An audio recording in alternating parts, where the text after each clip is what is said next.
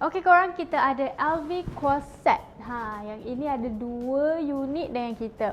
So yang ini dia tak salah saya dia ada design Damir Azur juga, tapi di situ kita ada Damir Ibn.